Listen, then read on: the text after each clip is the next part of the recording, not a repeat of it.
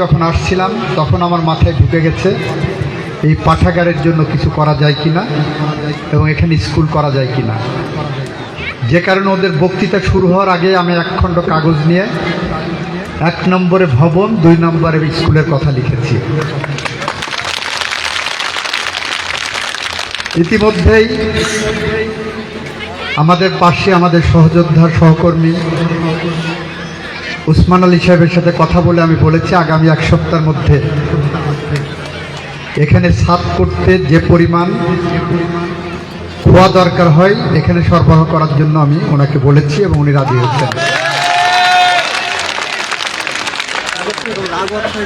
উসমান আলী সাহেব পুরা খোয়াটা 1 সপ্তাহের মধ্যে আপনাদের এখানে পৌঁছে দেবেন বলে আমি আশা করছি।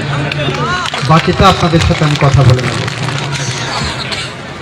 বালিয়াডাঙ্গা মতনে যা প্রাইমারি স্কুল নাই, এই নাই এবং না হওয়াটার পিছনে মূল ব্যর্থতা কার? আপনাদের পৌরসভা বিএনপির সেক্রেটারি ঠান্ডু। গত 1 বছরের মধ্যে ঠান্ডু যদি আমাকে এই বিষয়টা দৃষ্টিতে আনতো, আমি বিশ্বাস রাখি আইনি কোনো জটিলতা না থাকলে এটা আমি 1 বছরের মধ্যে এটা করে ফেলতে পারতাম। এখন কথা হলো সময়ের 1 ফোড় আর অসময়ের 10 ফোড়। আমি তারপরও চেষ্টা করব, তবে নির্বাচনের আগে হয়তো এটা কিছু করা যাবে না। নির্বাচন পরবর্তী সময়ে শৈলকুপার উন্নয়ন ভাবনা, উন্নয়ন পরিকল্পনার মধ্যে আপনাদের এটা প্রথম দিকে থাকবে। তবে শর্ত হলো ঠান্ডুকে এটার পিছনে লেগে থাকতে হবে, তাহলে এটা আমি দেখতে পাবো। এখানে আপনাদের এই গ্রামের আরেকজন সন্তান আবু জাহিদ বলেছেন শৈলকুপাতে 5000 কর্মসংস্থানের ব্যবস্থা করতে হবে, এখানে টেকনিক্যাল ইনস্টিটিউট করতে হবে, এখানে নার্সিং ইনস্টিটিউট করতে হবে, প্যাথোলজিক্যাল ইনস্টিটিউট করতে হবে এবং ইন্ডাস্ট্রি করতে হবে। প্রথম কথা, টেকনিক্যাল ইনস্টিটিউট করার জন্য শৈলকুপাতে অলরেডি জায়গা সিলেকশন করে অর্ডার হয়ে গেছে বলে আমাকে জানানো হয়েছে প্রশাসন থেকে, গত 17 মাসের মধ্যের ঘটনায়। শুধু আপনার একটা দাবি অলরেডি পূরণ করে ফেলেছি, অন্য দাবিগুলো নিশ্চয় পূরণ হবে এবং আমি সেই লক্ষ্যে কাজ করব। আপনি বলছেন 5000 কর্মসংস্থানের কথা, আমি ভাবি আরও বেশি কেন নয়। শৈলকুপার প্রতিটি ঘরে ঘরে যাতে করে কর্মসংস্থানের ব্যবস্থা করা যায়, চাকরির ব্যবস্থা করা যায়, নিরন্ন ক্ষুধার্ত মানুষের মুখে যাতে প্রতিদিন কমপক্ষে 2 বেলা 2 মুঠো ডাল ভাত জোটে, সেই লক্ষ্যে যা কিছু কাজ আছে তা করার সচেষ্ট থাকবো। আমি আপনাদের পাশে ছিলাম, পাশে আছি এবং পাশে থাকবো সর্বান্তকরণে। আমাদের মাঝে এই শৈলকুপাতে অনেক গ্রামে অনেক সূর্য সন্তানের জন্ম হয়েছে। আপনাদের বালিয়াডাঙ্গা গ্রামের একজন সূর্য সন্তান প্রকৌশলী মুস্তফা সাহেব, আরেকজন সূর্য সন্তান প্রকৌশলী নূর মোহাম্মদ, প্রকৌশলী গোলাম মোস্তফা, প্রকৌশলী নূর মোহাম্মদ এবং প্রকৌশলী ফারুক। একটা ছোট্ট গ্রাম থেকে 3 জন ইঞ্জিনিয়ার, তাও বাংলাদেশ কাঁপানো, বাংলাদেশের ওয়াসার চেয়ারম্যান ছিলেন একজন, ডেসকোর ডিরেক্টর ছিলেন একজন, আর একজন এখন এক্সিকিউটিভ ইঞ্জিনিয়ার গণপূর্তে। একটা গ্রাম থেকে এই সূর্য সন্তানদের জন্ম আমাদেরকে অনুপ্রাণিত করে। এখানকার আর একজন সূর্য সন্তান যিনি আজকে উপস্থাপন করছেন, বাংলাদেশের সাহিত্য জগতের অত্যন্ত প্রিয় মুখ, ঢাকাতে যারা সাহিত্য চর্চা করেন তাদের কাছে অত্যন্ত প্রিয় মুখ এবং প্রকাশক আলমগীর অরণ্য আমার খুব স্নেহের। ওকে মৃত্যুর মুখ থেকে আপনাদের ভালোবাসা ফিরিয়ে এনেছে। আপনাদের প্রার্থনা আলমগীর অরণ্যকে মৃত্যুর মুখ থেকে ফিরিয়ে এনেছে সন্ত্রাসীদের দ্বারা আক্রান্ত হয়েছিল। আর একজন মতিউর, তাকেও সন্ত্রাসীরা হামলা করেছিল। ন্যায় বিচার হবে সময় মতো। মতিউর আছে এখানে। আমরা আশা করি আইন তার নিজস্ব গতিতে চলবে এবং ন্যায় বিচার প্রতিষ্ঠিত হবে এই বাংলাদেশে। ঠান্ডুর কথা কিছু বলার প্রয়োজন লাগে না, ঠান্ডু নিজেই সবার বটবৃক্ষ। প্রিয় উপস্থিতি, আমরা বিজয়ের মাসকে ধারণ করে বিজয় উদযাপন করতে এসেছি। ডিসেম্বর বিজয়ের মাস, মুক্তিযুদ্ধের মাধ্যমে অর্জিত স্বাধীন সার্বভৌম বাংলাদেশের বিজয় অর্জিত হয়েছিল এই মাসে। কিন্তু এর ইতিহাস ফিরে তাকালে বিগত 16 বছরে বাংলাদেশে ভুল ইতিহাস পড়ানো হয়েছে। নৈরাজ্যবাদী শাসনামলে ইতিহাসকে বিকৃতই শুধু করা হয়নি, ইতিহাস সম্পর্কে নতুন প্রজন্মের মধ্যে এমনভাবে ধারণা দেওয়া হচ্ছিল যে ধারণা অসুস্থ ধারণা, যে ধারণা বিকৃত ধারণা। যেমন ধরেন মুক্তিযুদ্ধের চেতনার কথা বলা হচ্ছিল। মুক্তিযুদ্ধের চেতনা মানে শেখ মুজিব এবং তার পরিবার, এইটা শেখানো হচ্ছিল। বন্ধুরা, যদি সত্য কথা হয় তাহলে মুক্তিযুদ্ধের চেতনা শেখ মুজিব এবং তার পরিবারের মধ্যে সীমাবদ্ধ ছিল না। 1971 সালের 25শে মার্চ গোটা জাতি যখন যুদ্ধের জন্য প্রস্তুত, স্বাধীনতার জন্য প্রস্তুত, তখন শেখ মুজিবুর রহমান তার 32 নম্বরের বাসভবনে বসেছিলেন। কখন পাকিস্তান সেনাবাহিনী নিয়ে এসে তাদের কাস্টডিতে নিয়ে যায় ওনাকে, যাতে করে বাংলাদেশ মুক্তিযুদ্ধ থেকে পিছিয়ে থাকেন। যেটা তার ঘনিষ্ঠ সহচর এবং তার নিজের জামাতা শেখ হাসিনার স্বামী ডক্টর ওয়াজেদ মিয়া তার বইতেও লিখে গেছেন। উনি কি কারণে বারবার তারা বাইরে চলে যেতে বলছিলেন, যাননি, উনি বাসায় বসেছিলেন। পাকিস্তান সেনাবাহিনীর জেনারেল নেয়াজির পিএস ছিলেন মেজর খালিদ সিদ্দিকী। তার বইতে বলেছেন শেখ মুজিব বারবার তাকে গ্রেপ্তার করার জন্য তাগাদা দিচ্ছিলেন, না হলে উনি মুক্তিযুদ্ধ, অবধারিত মুক্তিযুদ্ধ ঠেকাতে পারছিলেন না। সেটা ছিল মুক্তিযুদ্ধের মূল চেতনার সাথে অসঙ্গতিপূর্ণ। বিগত 16 বছরে মুক্তিযুদ্ধের চেতনা মানে ভোট ডাকাতির কথা মানুষের মনের মধ্যে ঢুকে দেওয়া হয়েছে। মুক্তিযুদ্ধের চেতনা মানে দিনের ভোট রাতে হবে। মুক্তিযুদ্ধের চেতনা মানে বাংলাদেশের টাকা লুটপাট করে নিয়ে কানাডা, যুক্তরাষ্ট্র, যুক্তরাজ্য, মালয়েশিয়া, সিঙ্গাপুরে, দুবাইতে, ইউরোপের দেশে দেশে বেগম পড়া বানানো হবে। মুক্তিযুদ্ধের চেতনা মানে 16 বছরে বাংলাদেশ থেকে $234 বিলিয়ন অবৈধভাবে পাচার করে নিয়ে বিদেশি সম্পদের পাহাড় গড়ার কথা বলা হচ্ছে। মুক্তিযুদ্ধের চেতনা মানে প্রতিষ্ঠিত করা হচ্ছিল মানুষকে ধরে নিয়ে ক্রস ফায়ারের মনে হত্যা করা। মুক্তিযুদ্ধের চেতনা মানে মানুষকে গুম করার কথা, সংস্কৃতি চালু করা হয়েছিল। মুক্তিযুদ্ধের চেতনার নামে শুধুমাত্র বিএনপি করার অপরাধে, বাংলাদেশে গণতন্ত্র ফিরানোর অপরাধে 60 লক্ষের বেশি বিএনপি নেতাকর্মীর নামে মিথ্যা গায়েবী মামলা করা হয়েছিল, যাদের মধ্যে অনেকেই 15 বছর আগে মারা গেছেন। যাদের মধ্যে অনেকেই ছিলেন যাদের 2 হাত নাই, পা পঙ্গু, তার বিরুদ্ধে অভিযোগ করা হয়েছে সে বোমা ছুঁড়েছে। তার হাত নাই, সে বোমা ছুঁড়ে দিয়েছেন, সে হাঁটতে পারে না,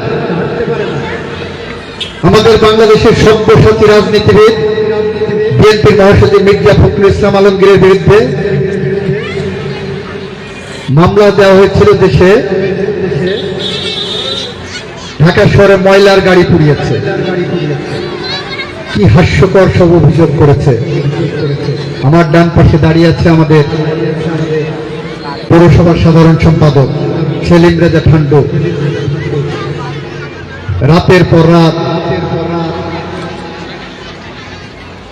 গোরস্থানে কাটিয়েছে, কখন পুলিশ এসে তাকে বাড়ি থেকে তুলে নিয়ে যায় সেই ভয়ে। সেলিম রেজা ঠান্ডুকে মারা পর্যন্ত হয়েছে। আমাদের অনেক নেতা রাতে বাড়িতে ঘুমাতে পারেননি। এগুলো মুক্তিযুদ্ধের চেতনা মানুষের মনের মধ্যে এইভাবে ঢুকিয়ে দেওয়া হচ্ছিল যে মুক্তিযুদ্ধের চেতনা কারো ব্যবসার সম্পদ, সুতরাং তা দিয়ে লুট করা যায়, খুন করা যায়, ধর্ষণ করা যায়। মুক্তিযুদ্ধের চেতনার নামে, স্বাধীনতার চেতনার নামে যা ইচ্ছা তাই করা যায়। আপনারা ইতিহাস যারা পড়েন তারা খোঁজ নেন, শেখ মুজিবের পরিবারে কোনো মুক্তিযোদ্ধা নাই। বাংলাদেশের যতজন বীর উত্তম মুক্তিযুদ্ধের সেক্টর কমান্ডার কেউ আওয়ামী লীগ করতে পারেননি। সেই বিজয়ের মাসে আপনাদের বিজয়ের গল্প বলি। 1971 সালের 25শে মার্চ যখন তৎকালীন রাজনৈতিক নেতৃত্ব ব্যর্থ হয়েছিল, তখন বাংলাদেশের মানুষ দিশেহারা ছিল। ঢাকা বিশ্ববিদ্যালয়ের ইকবাল হলে, জগন্নাথ হলের নির্বিচারে পাকিস্তান সেনাবাহিনী যখন হত্যাযজ্ঞ শুরু করছে, তখন বাংলাদেশের মানুষ দিগ্ভ্রান্ত ছিল। আর সেই মানুষের সেই চেতনাকে ধারণ করে, মানুষের সেই নির্যাতিত মুখ দেখে, মানুষের সেই আর্তনাদ শুনে চট্টগ্রাম কালুরঘাট বেতার কেন্দ্র থেকে আমার আপনার প্রিয় নেতা বাংলার রাখাল রাজা, তৎকালীন বাংলাদেশ সেনাবাহিনীর, পাকিস্তান সেনাবাহিনীর major Ziaur Rahman we revolt বলে বিদ্রোহ ঘোষণা করেছিলেন এবং বাংলাদেশের স্বাধীনতার ঘোষণা দিয়েছিলেন। সেই ঘোষণার মধ্য দিয়েই আমার বাংলাদেশের টেকনাফ থেকে তেতুলিয়া, রূপসা থেকে পাথরিয়া পর্যন্ত জনপদের মানুষ আলোর দিশা দেখে, মুক্তিযুদ্ধে ঝাঁপিয়ে পড়ে। বাংলাদেশ স্বাধীন করার জন্য তারা মুক্তিযুদ্ধের পথ বেছে নেয়। এটাই মুক্তিযুদ্ধের প্রকৃত ইতিহাস। শেখ মুজিবুর রহমান 1972 সালে পাকিস্তান থেকে বাংলাদেশে আসলেন 10ই জানুয়ারি। গোটা মুক্তিযুদ্ধকালীন সময়ে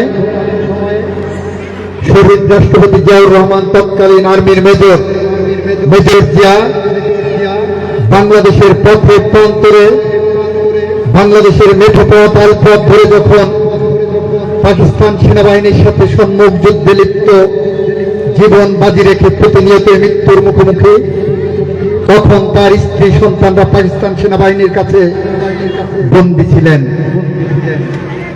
আর তখন শেখ মুজিব পাকিস্তানে আতিথেয়তা নিচ্ছিলেন।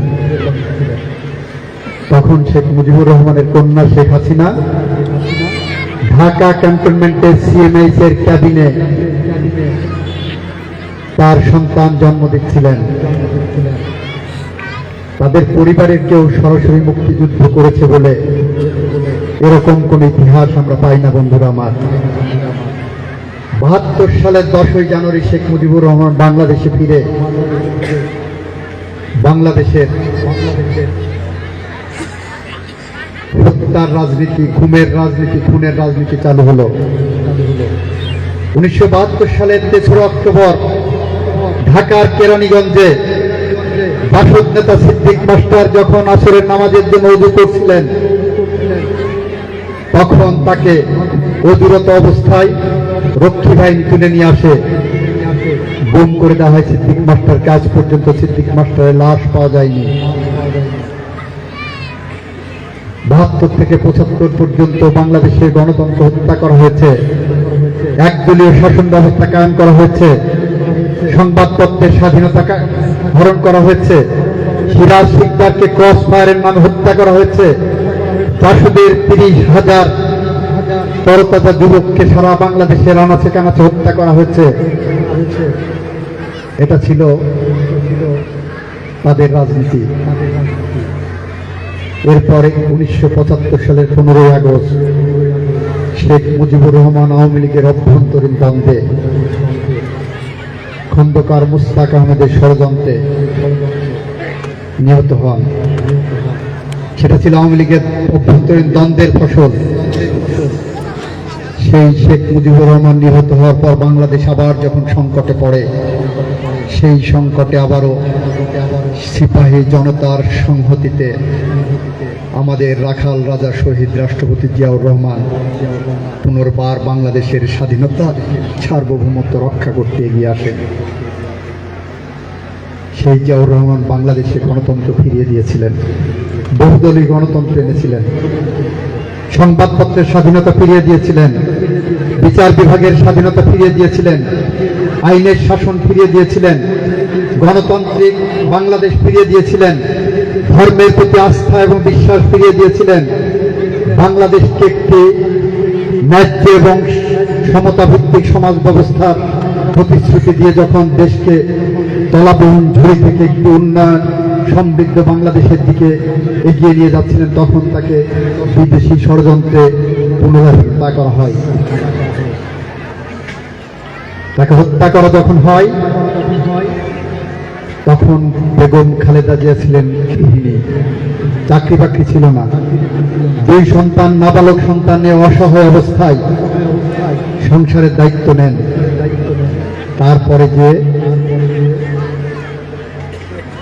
বিএনপির দায়িত্ব নিলেন, একই সাথে সংসার, 2 সন্তান, নাবালক সন্তান, অন্যদিকে দল, সারা বাংলাদেশের মানুষ, গণতন্ত্র, এইসবের দায়িত্ব নিয়ে বেগম খালেদা জিয়া দীর্ঘ 9 বছর সংগ্রাম করে স্বৈরাচারের পতন ঘটিয়েছিলেন। এবং তখন তার মাথায় ঢুকেছিল আপোষহীন নেত্রীর মুকুট, দেশমাতার মুকুট, গণতন্ত্রের মা, গণতন্ত্রের জননী, কত মুকুট বাংলাদেশের মানুষ ভালোবেসে তাকে দিয়েছিলেন। ভালোবেসে বাংলাদেশের মানুষ তাকে উপহার দিয়েছিলেন 1991 সালের সরকার। ক্ষমতায় এসে বাংলাদেশকে তরতর করে উন্নয়নের শিখরে নিয়ে গেছেন, সংসদীয় গণতন্ত্র এনেছেন, নারীদের জন্য 50 সদস্য বিশিষ্ট আসন নির্ধারণ করেছিলেন। 96 সালে এসে বাংলাদেশের মানুষ যাতে নির্বিঘ্নে ভোট দিতে পারে সেই কারণে তত্ত্বাবধায়ক সরকার ব্যবস্থা চালু করেছিলেন। 2001 সালে এসে বাংলাদেশের মানুষ মুক্তিযোদ্ধাদের যাতে সম্মান দিতে পারেন সেই কারণে 2001 সালের 23 অক্টোবর মুক্তিযোদ্ধাদের জন্য পৃথক মন্ত্রণালয় খুলে দিয়েছিলেন, মুক্তিযোদ্ধা মন্ত্রণালয়। আজকে যারা মুক্তিযোদ্ধা ভাইরা আপনারা ভাতা পাচ্ছেন, এটা বেগম খালেদা জিয়ার অবদান। আপনারা প্রতি মাসে 15 থেকে 20,000 টাকা ভাতা পান, এটা ছিল বেগম খালেদা জিয়ার অবদান। প্রিয় বন্ধুরা, বেগম খালেদা জিয়া তার দীর্ঘ সংগ্রাম করতে যে অনেক সাথীকে হারিয়েছেন, অনেক সতীর্থ সহযোদ্ধাকে হারিয়েছেন, তারপর উনি অবিচল আস্থা রেখেছেন জনগণের প্রতি, আপনাদের প্রতি, আপনাদের ভালোবাসার প্রতি। 2007 সালে যখন ফখরুদ্দিন মঈনুদ্দিনের সরকার বাংলাদেশ থেকে 2 নেত্রীকে বিতাড়ন করার জন্য নীল নকশা এঁকেছিল, তখন 2 নেত্রীর কাছে প্রস্তাব দেওয়া হয়েছিল বিদেশে তারা পালিয়ে যাবে, বিদেশে অবস্থান করবে, রাজনীতি ছেড়ে দেবে। এক নেত্রীর কাছে প্রস্তাব নিয়ে যাওয়ার পর সেই নেত্রী আওয়ামী লীগ নেত্রী, তৎকালীন আওয়ামী লীগের সভানেত্রী শেখ হাসিনা ওয়াজেদ সেই প্রস্তাবে রাজি হয়ে আত্মসমর্পণ করে আপোষ করে আমেরিকায় পালিয়ে গিয়েছিলেন। আমার নেত্রীর কাছে যখন প্রস্তাব নিয়ে যাওয়া হয়েছিল, ঢাকা বিমানবন্দরে যখন প্লেন রেখে, বিশেষ বিমান রেখে খালেদা জিয়ার কাছে প্রস্তাব নিয়ে যাওয়া হয়েছিল যে আপনি রাজনীতি ছেড়ে বাংলাদেশের মানুষকে ভুলে যে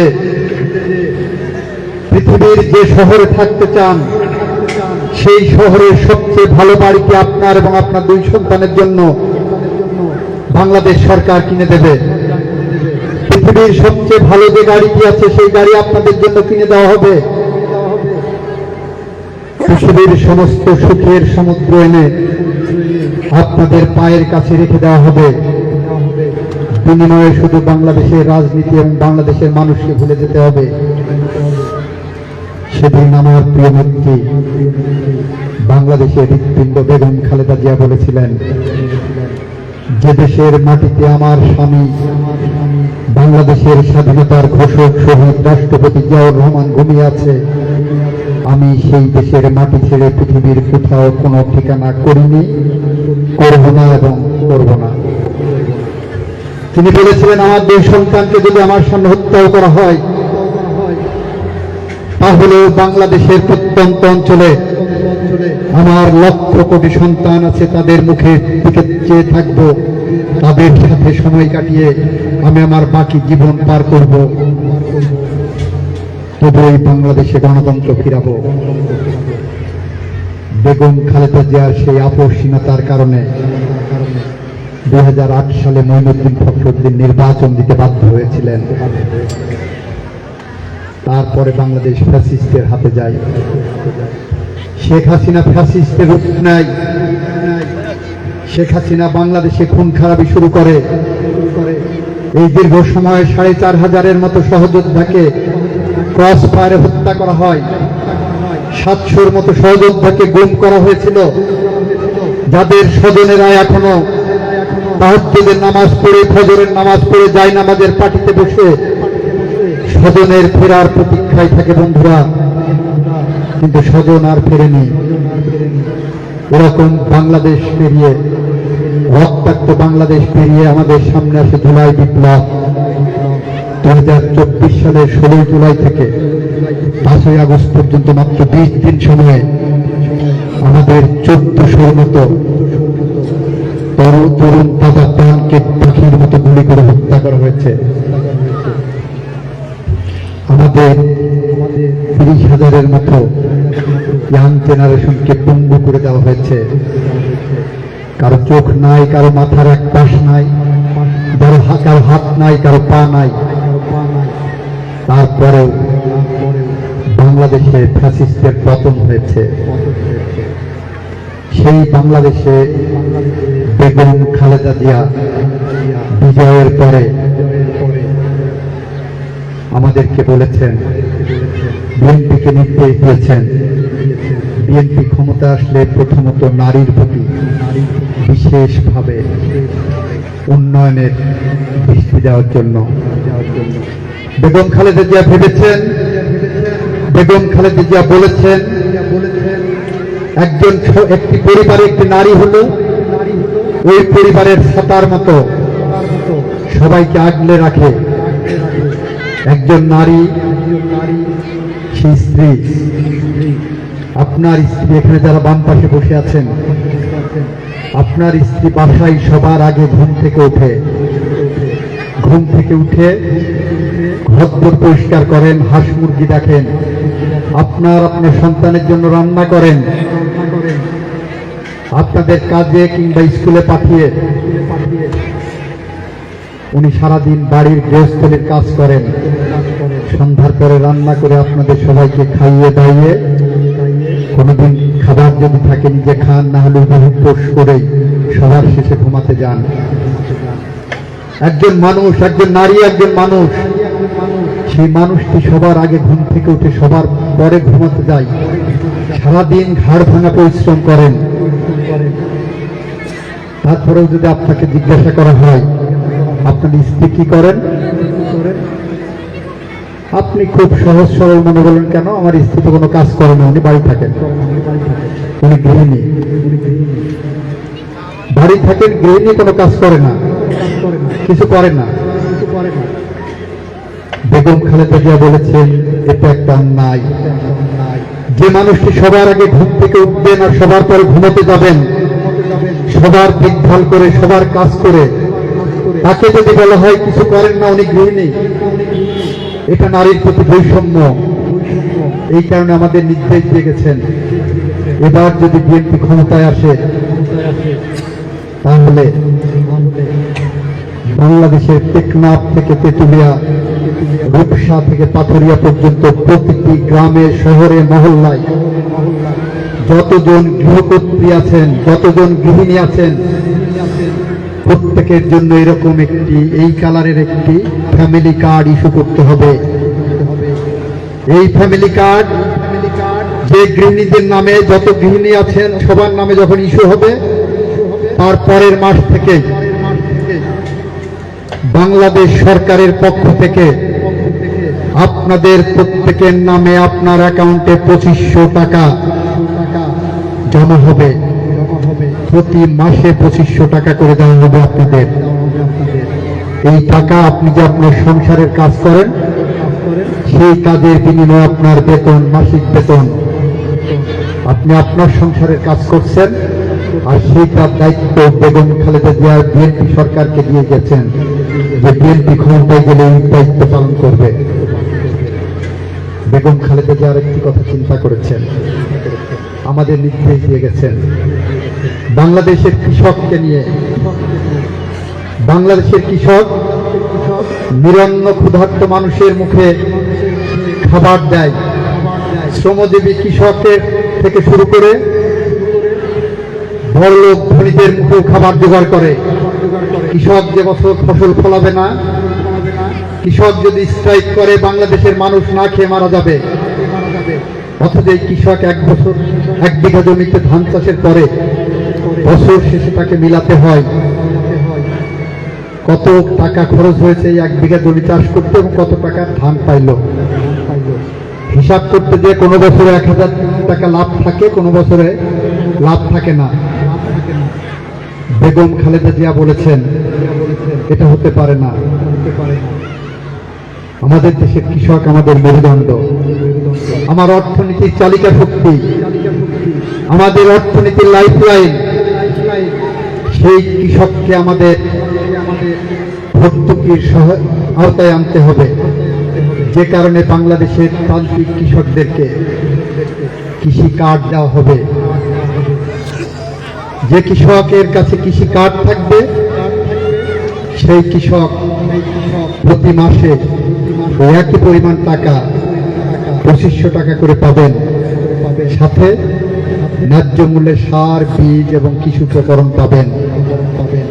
এটা বেগম খালেদা জিয়ার স্বপ্নের বাংলাদেশের রূপরেখা। আজ বেগম খালেদা জিয়া আমাদের মাঝে নাই। আমরা তার স্বপ্নকে, তার স্বপ্নের মশাল ধরে, তার স্বপ্নের সারথি হয়ে বাংলাদেশের গ্রাম থেকে গ্রামে ছুটে বেড়াচ্ছি, বাংলাদেশের গ্রাম থেকে গ্রামে দৌড়ে বেড়াচ্ছি, ভোট চাচ্ছি। আমরা বিশ্বাস রাখি আগামী দিনে বিএনপি ক্ষমতা আসলে বেগম খালেদা জিয়ার এই স্বপ্ন পূরণ আমরা করব সবার আগে। প্রিয় বন্ধুরা, গ্রামে এসে কয়েকটি কথা শুনছি। আজকে ফেসবুকেও দেখলাম, আমাকে আমাদের একজন সহযোদ্ধা দেখালেন, একটি রাজনৈতিক দল ধর্মভিত্তিক রাজনীতি করেন।